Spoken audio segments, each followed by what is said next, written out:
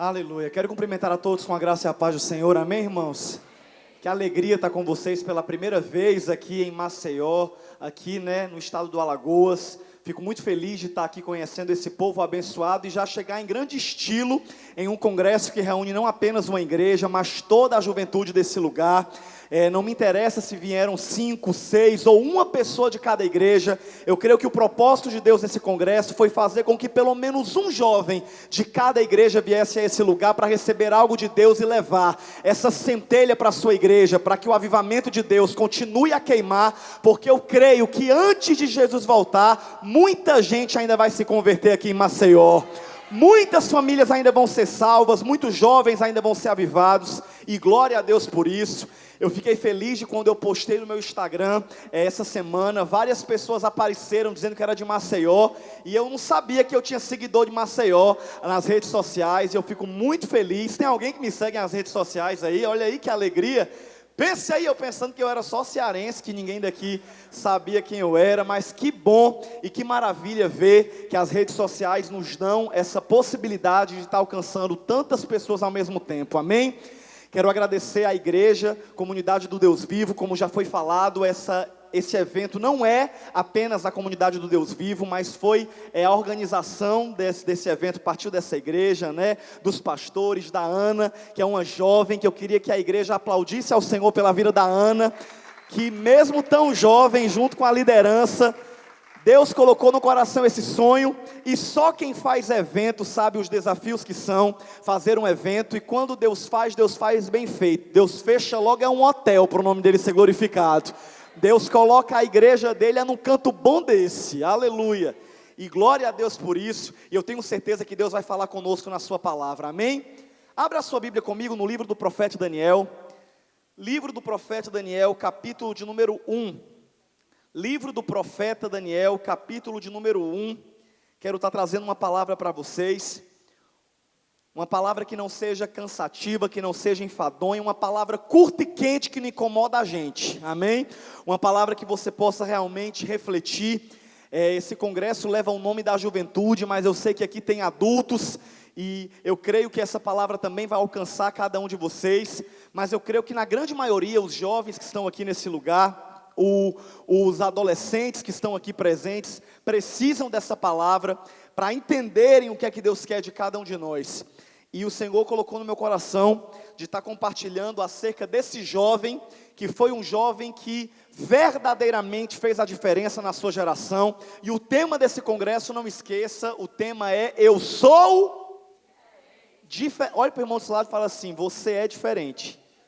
Olhe para a pessoa do seu lado e fala assim: não tente se moldar a esse século. Não tente imitar o seu colega de faculdade. Não vai servir, não vai dar certo. Você é diferente. Aleluia, louvado seja o nome do Senhor. E eu queria estar lendo com vocês o que diz no livro do profeta Daniel, capítulo de número 1, versículo de número 8. Livro do profeta Daniel, capítulo de número 1, versículo de número 8. Nós vamos ler somente esse versículo.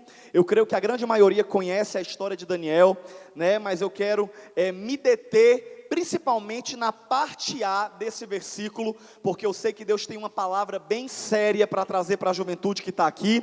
E o bom de terem trazido um jovem para pregar também, é que hoje não vai ter aquela desculpa: ah, mas o pastor que está pregando já é um senhor, ele não sabe a tentação que eu passo, ele não sabe como é que é a luta da carne. Pois hoje Deus trouxe um jovem de 28 anos para provar que é possível sim ser diferente quando você tem compromisso com Deus, que é possível sim você se firmar com o Senhor. Então essa desculpa aí já cai por terra, amém? Diz assim Daniel, capítulo de número 1, versículo de número 8. Quem já encontrou, diga amém. Quem não encontrou ainda, por favor desista e acompanhe pelo telão. Você não encontra mais. Diz assim Daniel capítulo 1, versículo 8: e Daniel propôs no seu coração não se contaminar com a porção das iguarias do rei, nem com o vinho que ele bebia. Portanto, pediu ao chefe dos eunucos que lhe permitisse não se contaminar. E eu quero que toda a igreja leia comigo até o primeiro ponto do versículo 8, apenas a primeira frase, que diz: e Daniel propôs no seu coração não se contaminar. Eu quero que todos leiam até a palavra contaminar. Vou contar de 1 até 3, você que já aprendeu a ler, que foi alfabetizado, fez rumo Mobral, não interessa onde foi que você aprendeu a ler, mas você que sabe ler, eu quero que você repita comigo essa frase, porque quando a gente repete, a gente facilita o nosso aprendizado. Então eu quero que você repita comigo essa frase, porque você vai colocar o seu nome no lugar do nome de Daniel, amém? Você vai ler assim, e eu vou ler, por exemplo: e Samuel, eu decidi, ou melhor, e Samuel, porém, propôs no seu coração não se contaminar. Todo mundo sabe o seu nome aqui, né? Samuel, mas eu não sei se eu estou querendo me contaminar, mas você vai profetizar pela fé. Daqui para o final da pregação você vai decidir. Amém? Então já quero que você comece profetizando. Nem que você não tenha decidido ainda, pela fé já profetize. Vou contar de 1 até 3 e você vai colocar o seu nome. E fulano, porém, propôs no seu coração não se contaminar somente até aqui. 1, 2, 3. E não se contaminar. Amém? Somente até aqui. Bom, queridos, a palavra que eu queria estar compartilhando com vocês é uma palavra que eu oro para que seja uma palavra muito direta e uma palavra muito sincera com cada jovem que está presente aqui nesse lugar. Às vezes a gente, escuta outras pessoas pregarem e a gente acha que a responsabilidade da nossa salvação está sobre os nossos pais, que a responsabilidade da nossa salvação está sobre os nossos pastores. Mas Deus me trouxe a esse lugar para usar essa brecha da palavra para dizer para você que a Bíblia fala que quem propôs no seu coração de não se contaminar, quem decidiu servir a Deus, não foi a mãe de Daniel, não foi o pastor de Daniel, foi Daniel quem fez a sua decisão pessoal. E é por isso que hoje eu quero trazer uma palavra voltada para a sua decisão pessoal. Sabe por quê, irmão? Porque se tem uma coisa que ninguém pode fazer por você, é te salvar. Só quem pode te salvar se chama Jesus Cristo, mediante a sua decisão. Samuel, e se por acaso eu não quiser ser salvo, meu querido, se tem uma coisa que Deus sabe fazer, é nos respeitar. Não, Samuel, mas a minha mãe ora por mim. Aí sim, se a tua mãe ora, se o teu familiar ora, o Espírito Santo, pela misericórdia, vai tratar no teu coração e vai te ajudar a decidir querer. Mas entenda que filho de pastor não é porque nasceu num lar evangélico que ele automaticamente é salvo. Não é porque você está dentro da igreja que a tua salvação está garantida. Porque se tem uma coisa que eu tenho convivido nos últimos dias, são com cristãos desviados dentro da igreja. Antigamente, há um tempo atrás, quando o negócio era mais sério, as pessoas que queriam pecar, elas simplesmente falavam: rapaz, eu não quero ser crente não, eu quero aproveitar o mundo, eu quero curtir a vida, então eu vou sair da igreja, e aí depois, quando eu enjoar do mundo, eu volto. Era assim ou não era? Hoje em dia não é mais. Hoje em dia Satanás tem trabalhado uma nova estratégia. Ele não tira o jovem da igreja, ele deixa para quê? Para contaminar outros jovens, para poder conquistar a juventude e dizer: a gente vai para o culto domingo, mas a gente vai para o Jorge Mateus sexta-feira, a gente vai para o forró no sábado, e domingo a gente chega com a cara lisa na igreja, como se nada tivesse acontecido. Ei, meu irmão, você apenas ter uma igreja para você congregar, não garante a tua salvação, porque você pode muito bem deitar na garagem da sua casa e passar o dia dizendo: eu sou um carro, que você não vai virar um carro. E assim como deitar na garagem da sua casa não faz de você um carro, estar dentro da igreja apenas com o corpo também não te faz um crente salvo. É algo pessoal, é algo que você decide por você. Sabe, queridos, eu infelizmente me entristeço, porque muitas vezes eu vejo líderes de jovens e pastores carregando o peso dos outros, pagando um preço altíssimo, porque ficam lutando, e o jovem dá trabalho, e o jovem coloca dificuldade, e acontece um problema muito natural, de uma liderança que ama os seus liderados. Eles tentam salvar a pessoa à força, mas se tem uma coisa que não dá certo, é converter ninguém à força. Olhe para a pessoa do seu lado e fale assim para ela: meu querido irmão, você não é o Espírito Santo na vida de ninguém. Aí tem jovem que fala assim: Samuel, eu estou namorando com um rapaz do mundo, a crente. Diga misericórdia. Mas tem problema não que eu vou converter ele. Vai, né? Com beijo na boca. Desde quando que beijo na boca é estratégia evangelística? Desde quando que ir para o culto no domingo e ir para a farra com ele na sexta-feira é glorificar a Deus? Meu irmão, quem é diferente no mundo não negocia a sua salvação. Não fica servindo a Deus ou ao mundo nem em cima do muro. Prefere subir para o céu solteiro do que ir para o inferno casado. Irmãos, eu não tenho certeza sobre o que acontece na minha vida quando eu sair daqui desse hotel. Se tem uma coisa que a gente não tem domínio, é sobre a nossa vida. De repente acontece um acidente, de repente a gente leva uma queda, de repente Deus nos manda para outro país, como Deus acabou de providenciar uma situação aí para mim no ano que vem. Enfim, a vida muda a todo instante. Mas se tem uma coisa que já está definido na minha vida, é que eu não largo Jesus Cristo. Samuel, e você vai morar onde? Não sei, mas eu vou para o céu com Jesus. Samuel, com quem você vai casar também? Não sei ainda, mas eu vou para o céu com Jesus. Samuel, qual é o país que você vai pregar? Não tenho nem noção, mas eu sei que eu vou estar com Jesus. Sabe, queridos, ultimamente eu tenho pregado muito em congresso de jovens, mais do que nunca, e na semana retrasada eu estive pregando em um congresso chamado Intensos, no estado do Pará. E aquele congresso, né, que o título era Intensos, me lembrou sobre um fato que acontece com muitos de nós jovens. A gente às vezes usa a força da nossa juventude, a intensidade da nossa juventude, a saúde da nossa juventude para colocar intensidade naquilo que não é de Deus para nós. Quantas vezes a gente está forçando algo que não é de Deus, e Deus não está nos dando porque Ele quer nos dar um grande livramento, mas a gente fica forçando.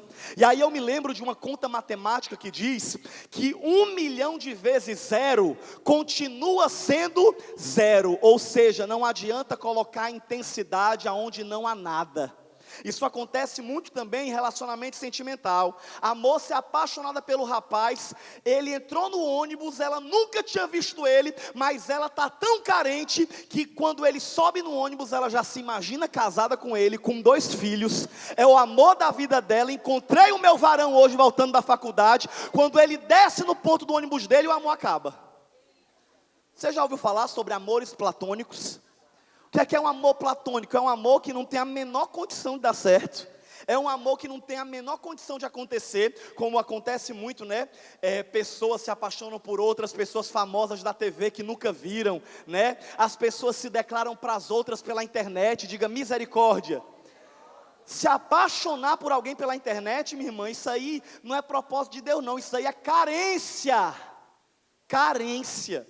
E se tem uma coisa terrível na vida do jovem, e que eu prego muito aonde eu vou, é esse tal problema chamado carência. Por quê? Porque a carência faz você ver amor aonde não existe. E aí qual é o problema do jovem? Ele começa a colocar toda a sua força em algo que não é da vontade de Deus para a vida dele. Ele troca a salvação dele por um namoro. Ele troca a salvação dele por um sonho pessoal. E ele não entende que a palavra de Deus fala que a vontade de Deus para mim e para a sua vida é boa, perfeita e agradável. Ou seja, quantas vezes a gente está realizando os nossos sonhos e ainda assim um vazio permanece no nosso coração. Sabe qual foi a decisão também que mudou a minha vida? Foi quando eu decidi viver Salmo 37:10, que fala: faz do Senhor a tua maior alegria, deleita-te no Senhor e Ele realizará os desejos do teu coração.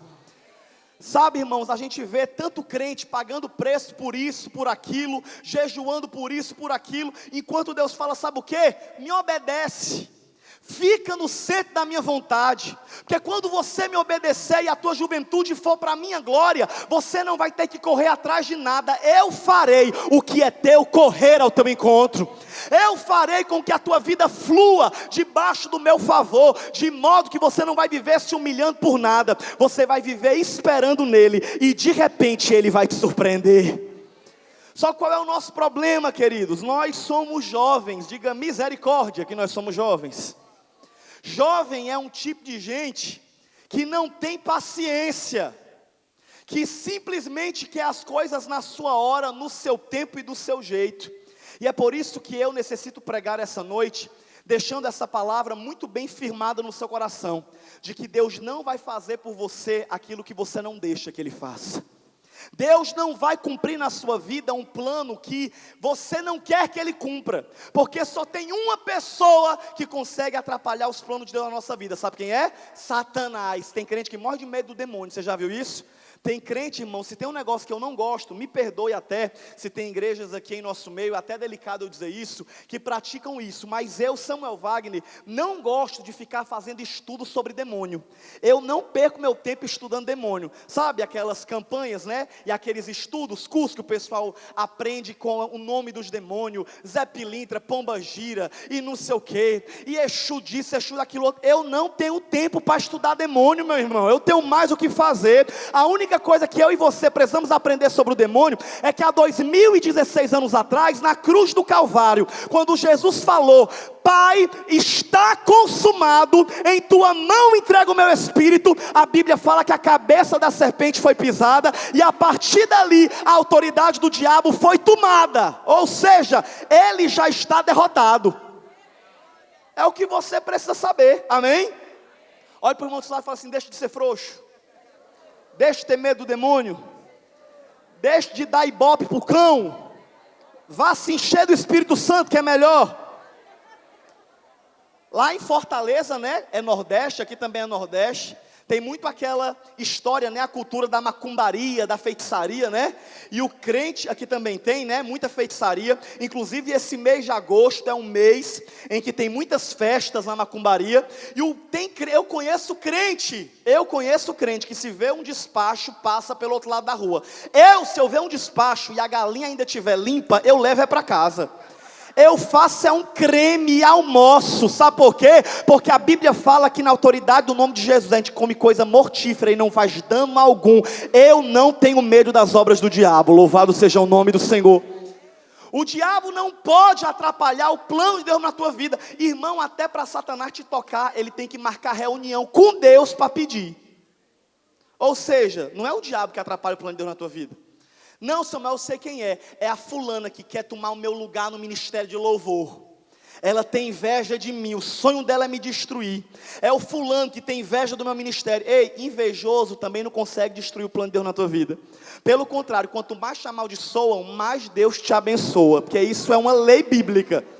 Deus pega toda maldição lançada contra ti e transforma em bênção. Quando não tem gente me amaldiçoando, eu fico triste. Eu acho bom quando tem gente me amaldiçoando, porque Deus fica só transformando em bênção. A única pessoa que pode atrapalhar os planos de Deus para a nossa vida, sabe quem é? Sabe quem é a pessoa que, infelizmente, por mais duro que seja essa palavra, sabe quem é o teu pior inimigo? É a pessoa que está na foto do seu RG. O teu pior inimigo é a pessoa com quem você se encontra todo dia de manhã quando você vai escovar os dentes. Que você olha no espelho e você se depara com ela. Você acorda e dorme com ela.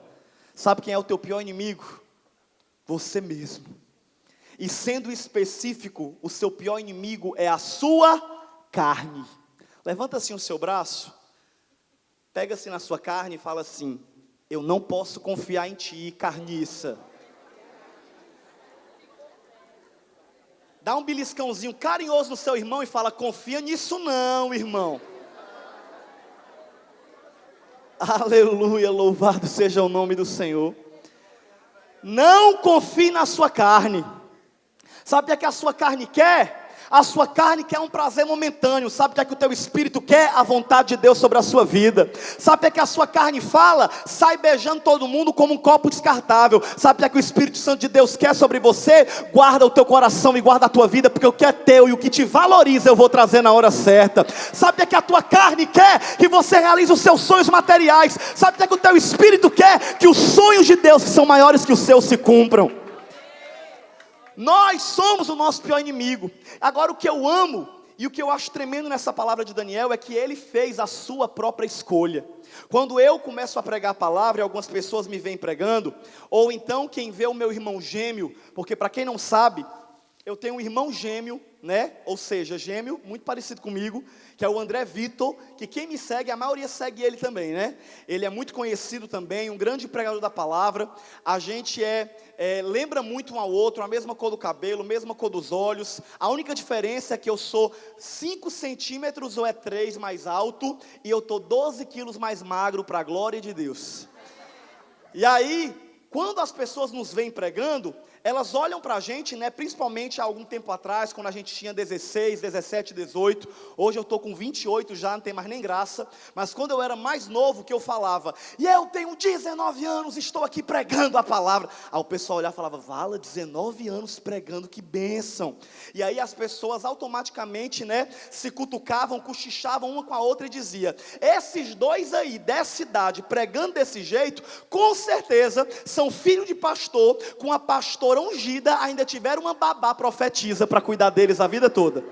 Sempre as pessoas comentavam, mas a Bíblia fala que Deus escolheu as coisas loucas para confundir as sábias. Deus escolheu as fracas para confundir as fortes.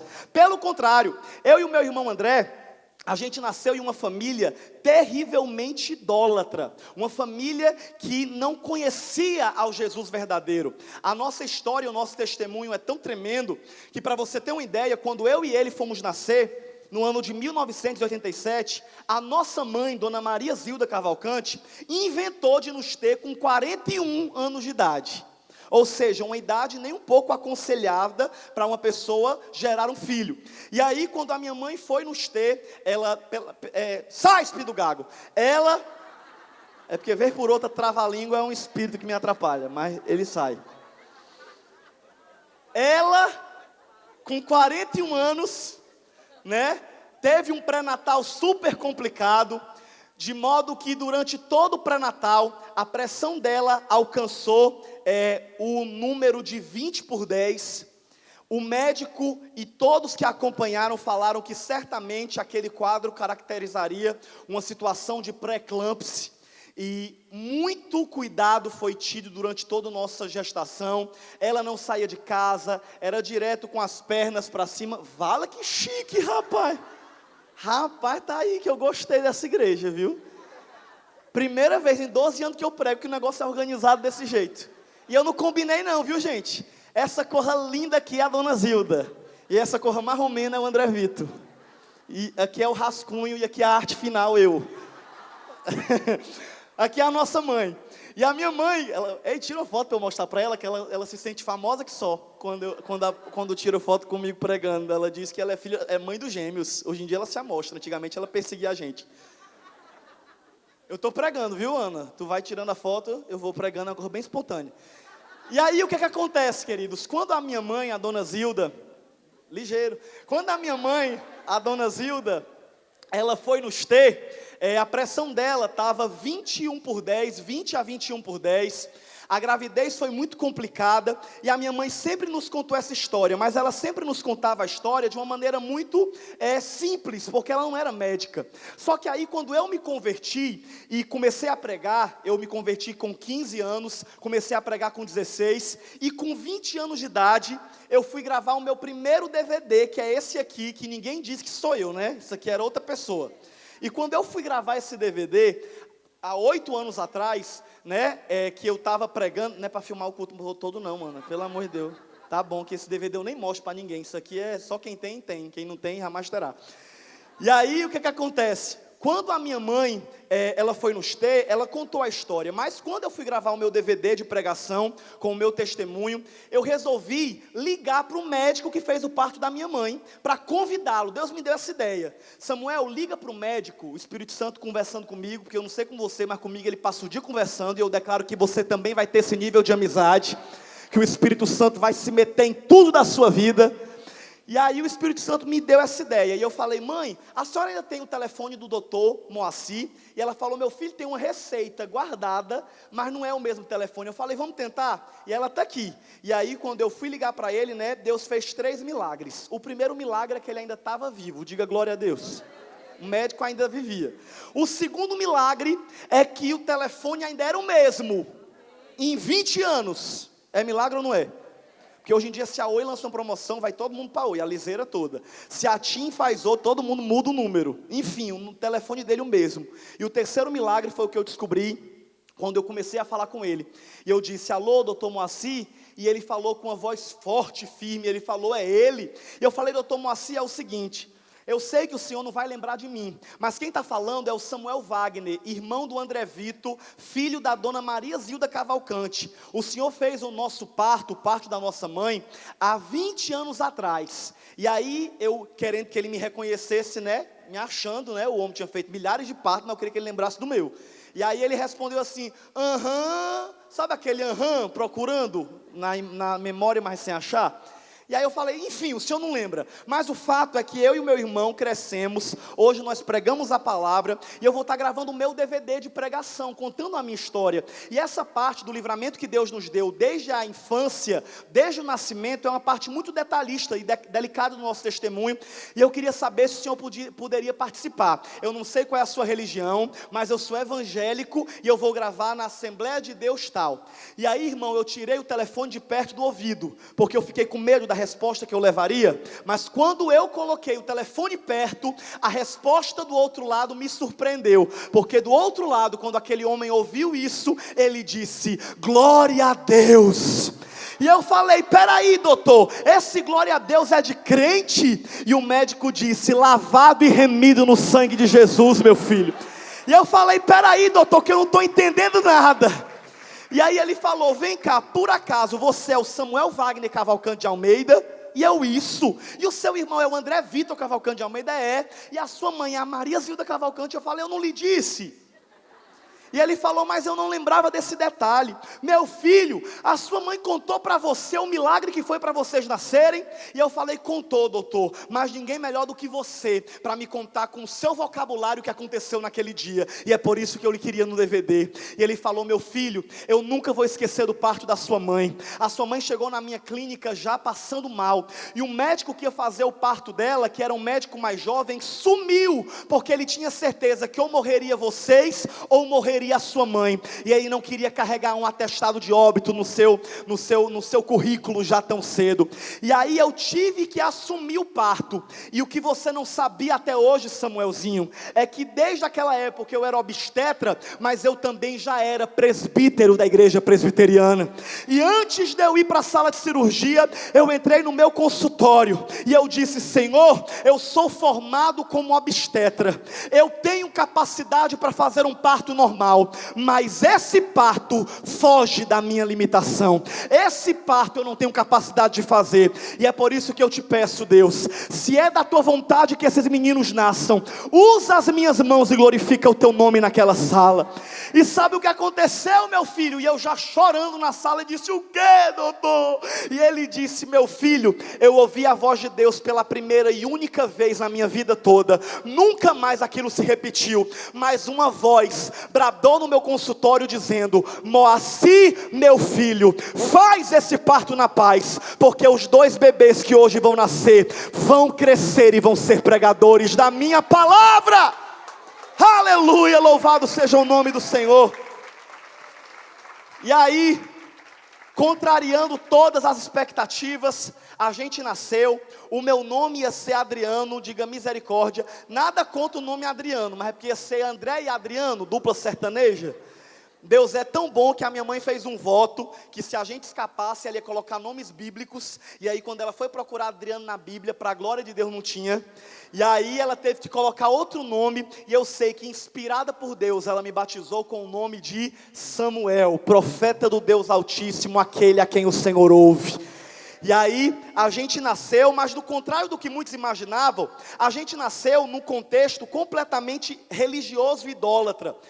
Ei gente, baixa aqui essas luzes por favor, que eu estou aqui derretendo. Cadê o pessoal da iluminação? Ajuda aí, produção. Enfim, quando eu comecei a crescer, junto com meu irmão André, a gente cresceu nas doutrinas da religião. Para você ter uma ideia, quem nos vê pregando na igreja evangélica, acha que a gente foi criado, já na igreja. Não. Com 7 anos de idade, sabe o que é que eu era, com meu irmão? A atração de procissão.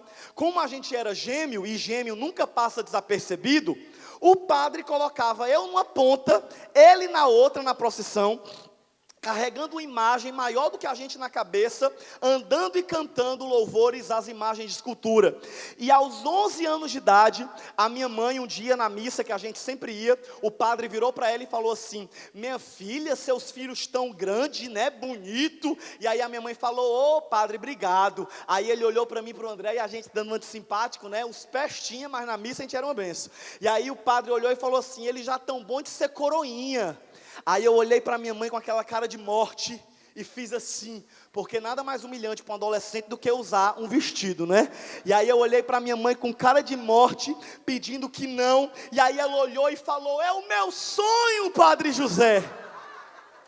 E aí a partir dali, eu e o André também éramos coroinha, e eu não tenho nada contra uma religião, mas eu tenho contra o que a palavra de Deus condena, e a palavra de Deus fala em Apocalipse 21:8, ou melhor, começando em Êxodo capítulo 20, que só o Senhor é digno de ser adorado. Não farás para ti imagem de escultura do que está acima do céu, nem embaixo na terra, nem nas águas debaixo da terra. Não te prostrará ela, nem a servirás. A Bíblia fala em Isaías 42:8, Deus disse: eu sou o Senhor, e esse é o meu nome, a minha glória pois a outro não darei, nem o meu louvor às imagens de escultura. Em 1 Coríntios 10:14, Paulo também pregou contra, dizendo: portanto, amados, fugi da idolatria. E em Apocalipse 21:8, Deus sela o seu julgamento quando ele fala: mas quanto aos medrosos, incrédulos, abomináveis, homicidas, adúlteros, feiticeiros, idólatras e a todos os mentirosos, sua parte será no lago que arde com fogo e enxofre, a segunda morte.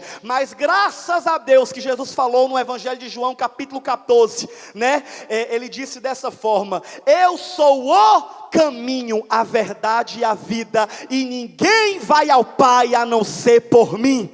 Ou seja, eu estava no pecado, porque eu estava adorando a mais de um Deus, e só quem é digno de glória é Jesus Cristo. Só que você pensa que parou por aí? Não, eu ainda não tinha decidido, como Daniel, ser um jovem diferente. Eu ainda caminhava, vivendo como o mundo me levava, e com 11 anos também, eu virei para minha mãe, influenciado pelos amigos do meu colégio, e disse: mãe, eu quero aprender a dançar forró. Diga misericórdia. Qual é o cearense, o cearense fortalezense de moral que não sabe dançar forró? Não existe, né? E aí eu virei para minha mãe e falei: mãe, eu quero aprender a dançar forró. E ela: vai não, menina. Eu falei: vou. Vai não, vou. Vai não, vou. Ela me matriculou. A minha mãe sempre teve problema comigo, com meu irmão. A gente sempre foi muito autoritário. E aí eu comecei a aprender a fazer parte de uma academia de dança chamada RN, Ritmo Nordestino, onde eu aprendi a dançar forró. E é tanto, irmão, que o cão foi tão sujo, que a minha mãe, quando foi pagar o segundo mês, o dono da academia, o Chiquinho, virou para ela e falou: Zilda, dona Zilda, não pague mais esse mês não, porque o Samuel está dançando tão bem, que ele vai me ajudar a dar aula aos outros, vai ser instrutor. Aí você às vezes fala: com 16 anos você pregava, irmão, com 12 eu ensinava forró. Então Jesus teve que fazer a obra comigo rápido. E aí, irmãos, eu ia para as festas de forró, abria roda, onde eu ia dançar, as pessoas sempre ficavam olhando e pensando que eu era filho de dançarino, porque eu dançava, jogava o povo para cima. Tem algum ex-forrozeiro aqui? Tenha vergonha não, assuma. Levanta a mão, Zé forrozeiro. Só tem um ali. Jesus está vendo, viu? Os espíritos de engano aqui que estão escondidos. Pastor Inês. Vamos, pastor Inês, mostrar como era. Estou brincando, está repreendido. Ela ainda botou os braços, viu? É brincadeira, pastora. Enfim, eu não tinha nada a ver com Cristo. Eu tinha uma religião, mas eu não tinha Jesus. Eu ia para a igreja, mas eu não vivia uma vida diferente. Eu vivia uma vida igual a dos outros. E é por isso que eu quero alertar a cada jovem que está aqui: não se conforme em apenas ir para a sua igreja todo domingo. Seja uma pessoa diferente aonde você for. Quem você é dentro da igreja não é o que conta é quem você é quando você sai. Não, Samuel, pois estando na igreja, para mim já estou salvo, eu já sou uma pessoa salva. Ei, meu irmão, uma coisa é ser religioso, outra coisa é ser amigo de Deus. Você quer ver? Deixa eu dar um exemplo para vocês aqui hoje, que eu já estou me sentindo em casa. Quem sabe qual é o nome de uma famosa apresentadora de TV chamada Maria das Graças Meneghel? Só tem uma pessoa que era baixinho aqui. Xuxa, todo mundo sabe. É porque vocês têm vergonha. Não tem um timidez não, viu? Que não é pegadinha não. Xuxa. Pois bem, Eu queria perguntar quem foi o primeiro homem que a Xuxa casou, que era um piloto de Fórmula 1 e fez ela ficar muito famosa. Quem foi o primeiro namorado famoso dela? Ah, Ayrton Senna, estão sabendo. Mas não deu certo. E aí, como não deu certo, ou melhor, ainda teve um antes, mais famoso, que era jogador de futebol, que foi o Pelé, não foi, Quitéria? A Quitéria gosta da televisão. E aí, o Pelé não deu certo, ela foi lá e namorou com o Ayrton Senna. Não deu certo com o Ayrton Senna, porque a gente sabe que ele faleceu. E aí ela decidiu ser mãe, e ela arrumou um marido para ter um filho, para ter uma filha. E o nome do pai da filha dela é E o nome da filha dela é a Sasha. Ela mudou de televisão, agora ela está na... Olha, como pastora, vamos botar mais aula de Bíblia para esse povo, para eles se ocuparem. Estão sabendo tudo. Enfim, deixa eu fazer só mais uma pergunta. Quem de todos esses que conhecem a vida todinha da Xuxa, já foi convidado para tomar um café com ela na casa dela? Quem aqui tem um WhatsApp pessoal dela? Quem aqui dá boa noite para ela e ela responde? Alguém? Ninguém, né? E onde é que eu estou querendo chegar com esse exemplo? Em dizer que não é porque você sabe fatos sobre a vida de alguém que você é amigo dessa pessoa. E com Deus é a mesma coisa. Não é porque você sabe fatos sobre Ele, não é porque você conhece alguns versículos da Bíblia que você é amigo de Deus. Sabe quando é que você sabe que você é amigo de Deus? Quando a amizade com Ele influencia a tua vida. Quando você tem a oportunidade de pecar e você diz, eu não vou fazer isso porque eu não quero entristecer ao meu amigo Espírito Santo que habita em mim. Amizade, meu irmão, intimidade, é isso que Deus quer com você. Deus não quer ser aquele Jesus pregado na cruz, porque Ele não está mais na cruz, Ele já ressuscitou, subiu ao céu e está sentado à direita do Pai.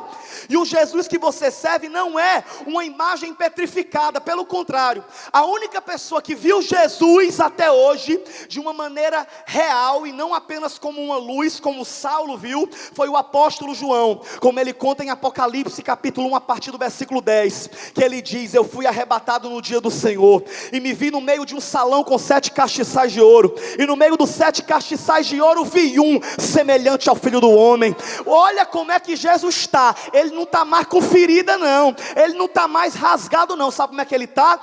E João continua dizendo, eis que ele estava vestido de branco, seus olhos como chama de fogo, seu pé como latão reluzente tirado da fornalha, da sua cabeça cachos de palmeira, da sua mão direita estavam 7 estrelas, e da sua boca saía uma espada aguda.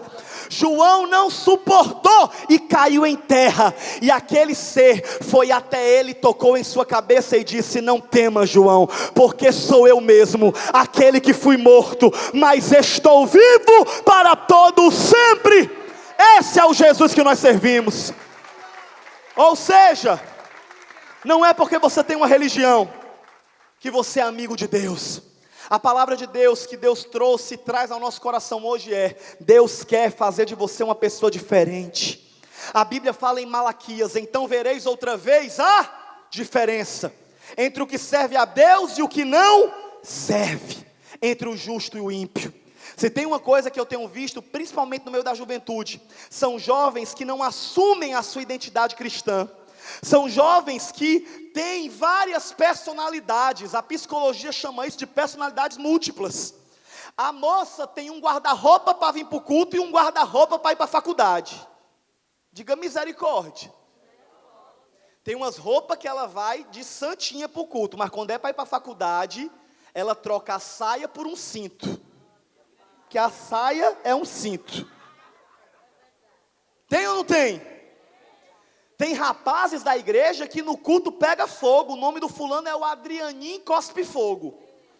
Aí você vai no colégio dele e fala, ei, qual é a sala que o Adrianinho Cospe Fogo estuda? Porque todo mundo conhece ele assim na igreja. Chega lá no colégio, aí o porteiro fala, não tem esse aqui não, viu, no colégio. Não, mas ele disse que estudava aqui. Não, não tem não. Não tem nem um Adriano, tem um terrível. Qual? É o Adriano Pega Todas, o apelido dele é esse. Não, mas não pode ser o irmão da minha igreja. Pode não, vai lá tirar dúvida. Ele fica sempre aí uma hora dessa no recreio, ó. Aí o irmão vai lá, morrendo de medo de se escandalizar. Quando chega, tá lá o Adrianinho no muro do colégio, ficando com a ímpia. Ou seja, 2 caras. achando que dá para brincar com Deus, achando que de Deus se esconde. Ei, meu irmão, você não deve viver uma vida cristã para dar satisfação ao teu pastor, à tua pastora. A Bíblia fala que Daniel tinha um compromisso com Deus e não com os homens, e é por isso que ele diz: se eu propus no meu coração de não me contaminar.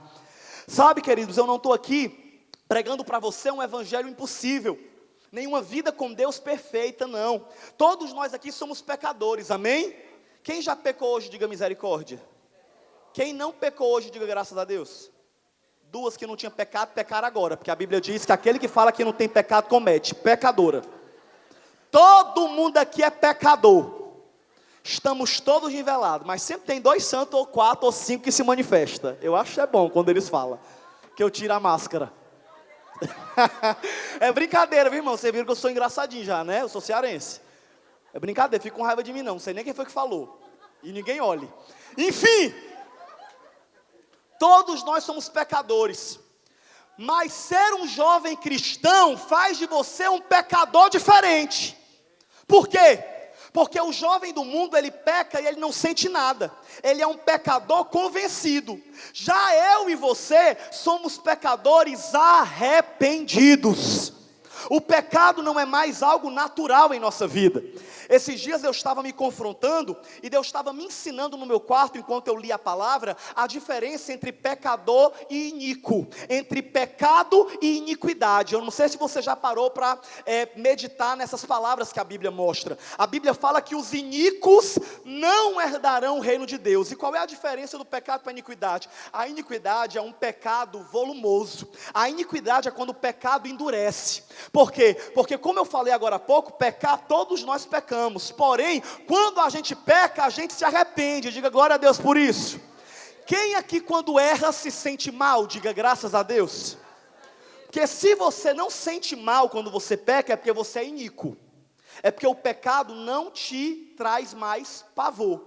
É porque o pecado já se tornou algo normal. Eu tenho tido até alguns problemas com algumas pessoas de dentro da igreja, que eu olho para aconselhar e eu falo: meu querido, sabe qual é o seu problema? É que você não é mais um jovem pecador normal, como os outros que eu ajudo. Você é um iníquo. A pessoa procura o outro para poder justificar o pecado. Pecador arrependido não justifica pecado, confessa e deixa. Quem justifica é porque quer continuar no mesmo erro. Não, Samuel, eu estou tendo relação sexual com a minha namorada, mas você sabe, né? É normal. Não é normal. Diga assim: fala Deus. Tem casal que se arrependeu nesse momento de ter vindo para esse congresso. Não, Samuel, mas a gente já vai casar, mas não casou. É aí aonde muito relacionamento acaba. Um dia desse, uma pessoa ligou para o meu programa. Eu tenho um programa de rádio segunda a sexta-feira, que dá até para ouvir na internet. Depois eu vou divulgar para vocês o endereço. E dia de quarta-feira eu tenho um quadro chamado Falando de Amor. Aí eu atendo telefonemas. Eu sou muito doido de atender o povo no ar ao vivo. Sai cada pérola. E aí eu estava atendendo o povo numa quarta-feira dessa. E aí a moça liga e fala: irmão Samuel, ore por mim. Por quê, irmã? Porque eu estou grávida. E eu falei: minha irmã, glória a Deus, isso é uma bênção. Eu estou orando por um bocado que quer engravidar e não consegue. Não, irmão, você não entende. O pai da criança me deixou. E eu falei: como lhe deixou? Não era crente não? Era da igreja. Aí eu: entendi. E vem cá, mas me diga uma coisa. E você também era crente? Eu sou desde que nasci. Entendi. Mas vem cá, como foi que você... Eu sei como é que a pessoa engravida. Então, o que foi que deu em você? Falou assim: não, é porque eu achei que a gente ia casar, né? Aí a gente já estava junto. Foi? Aí eu falei: então você está grávida e você está pedindo oração pelo quê mesmo? Não, eu estou pedindo oração para ele voltar. Porque eu não sei o que é que eu faço com esse menino. Eu falei: o que é que você faz? Cria. Aí ela virou, né? Ou melhor, virou não, porque eu estava na rádio, ela estava em casa. Como é que eu sei se ela virou? Eu sei que ela falou. Ela disse: irmão Samuel, foi Satanás. Eu falo: peraí, irmã, que agora tu me confundiu todo. Tu teve uma relação com Satanás, vai nascer um baby demo. Pensa, irmão, quanto mais a menina se justificava, mais ela se enrolava. É o baby demo. Se a pessoa tem uma relação com Satanás, foi com o demônio ou foi com o homem? Irmã, não, irmão, foi com o homem, mas foi o diabo que mandou. Eu falei: entendi. Mas vem cá, Foi o diabo que foi para o quarto com você? Ou foi você? Fui eu. Enfim, eu não vou poupar você dos detalhes sórdidos que eu falei na hora lá, porque eu sou doido. Mas onde é que eu queria chegar? Nessa situação de que tem muito jovem que adora culpar o diabo porque peca.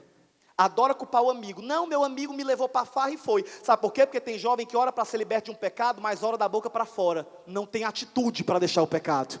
Sabe como é? É mais ou menos assim, vai ter farra, aí um amigo do mundo começa a perturbar, aí começa a ligar, aí quando começa a ligar, ela ainda atende. Porque irmão, quem quer se converter, primeiro tem que cortar os laços com as amizades do mundo. Não, Samuel, mas eu vou evangelizar. Deus levanta outro para evangelizar, você não, porque você é fraco. Quando você tem amizade do mundo, você tem que influenciar à distância, porque já há uma ligação emocional, e você sabe das suas fraquezas. Fraqueza a gente não enfrenta, da fraqueza a gente foge.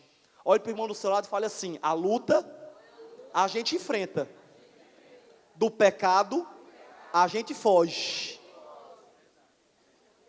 Não, eu não caio não, cai nada, né? Tá bom que tu não cai, vai enfrentar para tu ver.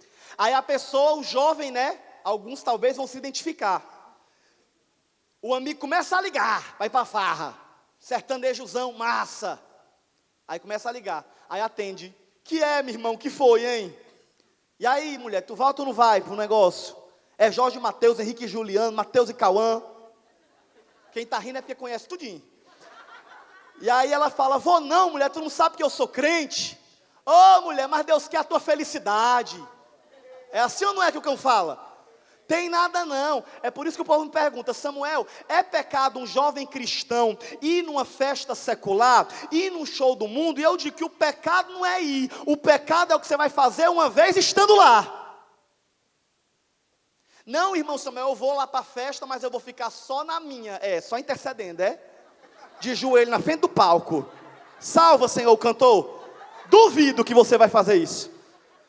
Você vai para curtir. Não, eu entro e saio e não acontece nada. Vai nessa, viu? O diabo bota logo aí, nisso eu concordo. O diabo bota logo uma coisa linda para passar do teu lado e fazer assim, ó. Psiu. Aí você fala: o sangue de Jesus tem poder. Psiu. Aí você vai: o sangue tem poder, o sangue de Jesus tem poder.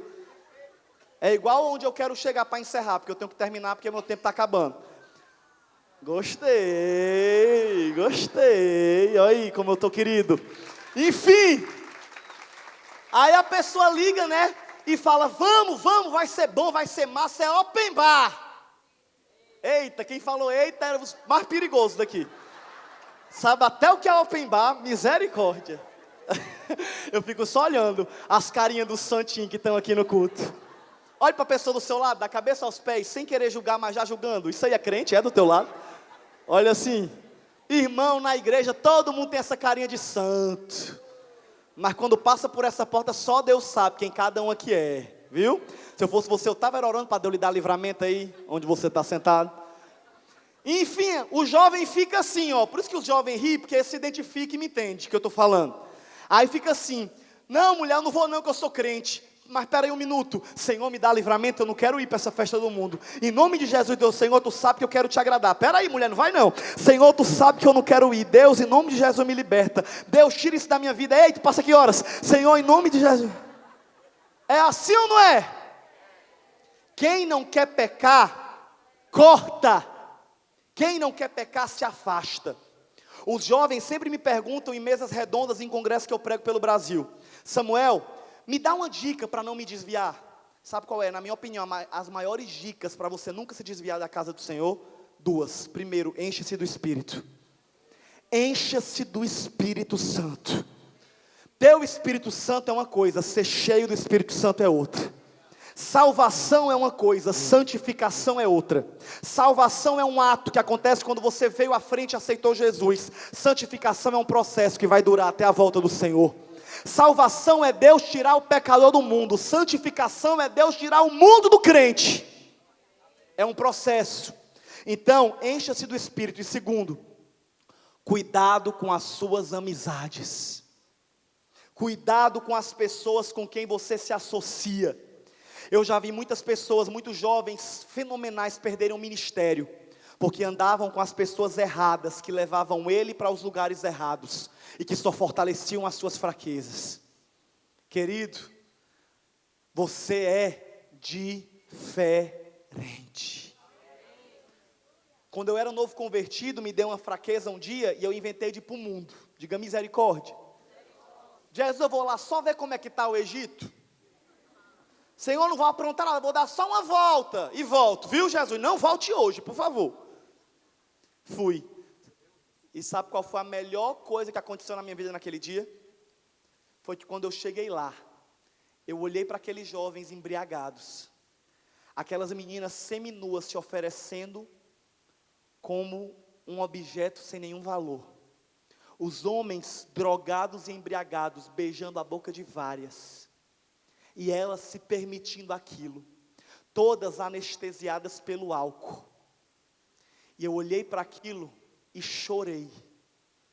E disse, Senhor, como é que antes eu estava aqui e eu não enxergava isso? Senhor, muito obrigado, porque hoje eu voltei aqui. E o que isso serviu de eu ter voltado aqui foi eu ver que esse não é o meu lugar. Olhe para a pessoa do seu lado e fale assim, não tente voltar para o lugar de onde Deus te tirou. Se você tentar voltar para o mundo, até o mundo te vomita, porque você já foi salgado pelo sal da presença de Deus. E quem já pisou no santo dos santos, em outro lugar, não sabe viver. Enfim, irmão, só para encerrar, que não dá tempo, agora eu vou encerrar de verdade. Já quero pedir para a banda ficar na sua posição. Quando eu me converti, eu não vou contar o testemunho completo, mas eu sou inteligente, eu trouxe meu DVD, diga yes. Se você quer saber o testemunho completo, tem um DVD lá fora, daqui a pouco eu divulgo, que é 1h30, só meu testemunho, você vai rir, vai chorar, vai comer pipoca e tomar... Sai, Espírito Gago! Você vai comer pipoca, chorar, sorrir e dar glória com a sua família. Enfim, o meu irmão aceitou Jesus primeiro. E quando ele aceitou a Jesus, toda a minha família foi contra ele. E quando a minha família foi contra ele, porque só tiram foto minha pregando, aí quando eu vejo, pronto, bem natural. E aí quando meu irmão aceitou Jesus, toda a minha família se levantou contra ele. Quando ele chegou lá em casa, eu não vou dizer como foi, no DVD tá descrito. Quando ele chegou em casa, ele chegou com a notícia, mãe, pai... 3 tias, eu, minha irmã, a nossa irmã mais velha, meu primo, 3 cachorros, 2 gatos e uma tartaruga, a família toda na cozinha. E aí ele falou, eu tenho uma notícia para dar. E eu falei, vai ter noda de caju com mastruz com leite. Eu sou dessa época, diga misericórdia. 13 anos atrás, o avião não tinha nem baixado ainda. Eu ainda sou da época, tempo, quem lembra dessa época? Não lembre! E aí o que acontece? Ele chegou e falou, eu virei crente. Irmão, numa família terrivelmente idólatra. Uma família que minha tia era líder das orações da igreja dela. A minha tia tinha 300 e poucas imagens de escultura no quarto. Quando faltava uma imagem na missa, o padre mandava buscar lá em casa. Ela anotava no caderno a santa que tinha levado e depois devolvia. Ela tinha catalogado.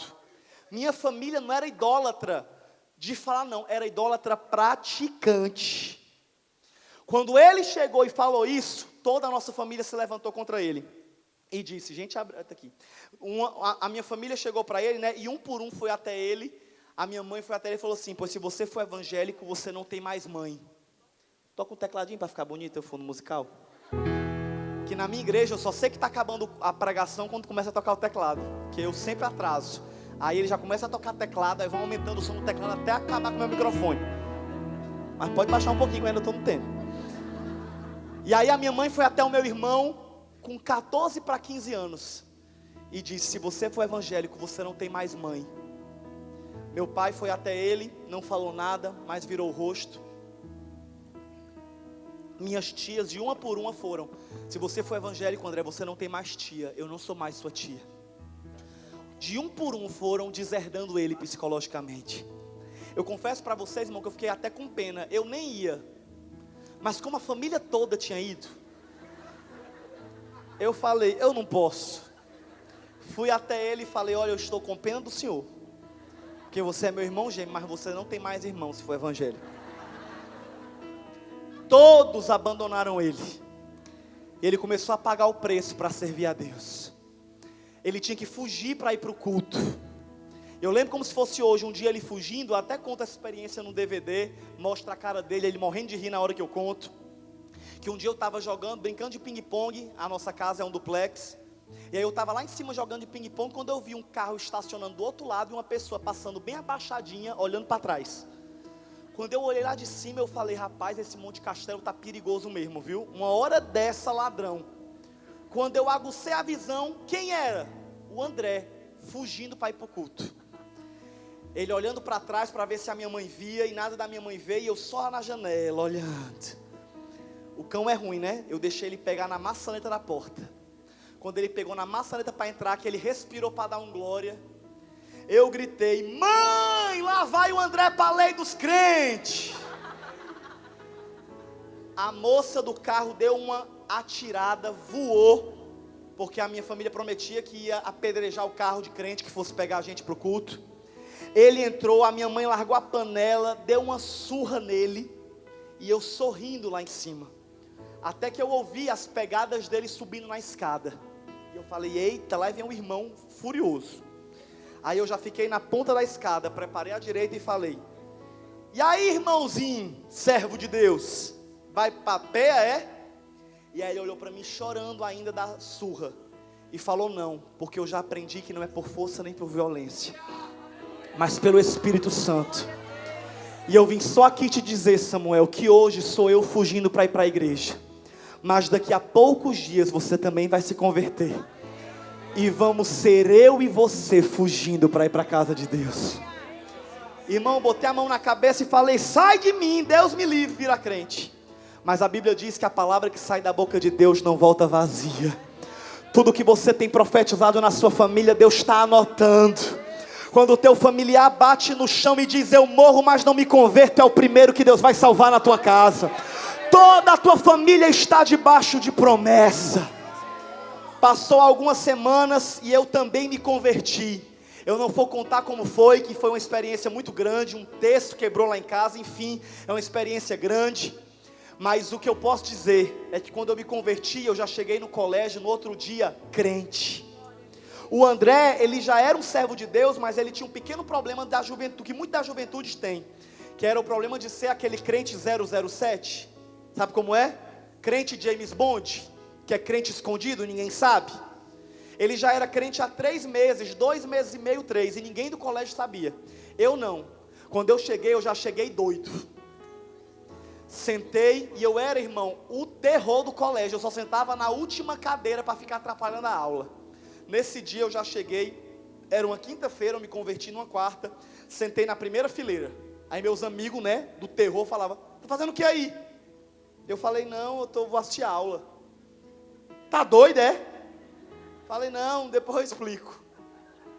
Todo mundo entrou e todo mundo me achando estranho naquele dia, porque quem tem Jesus e o Espírito Santo, não consegue mais passar desapercebido.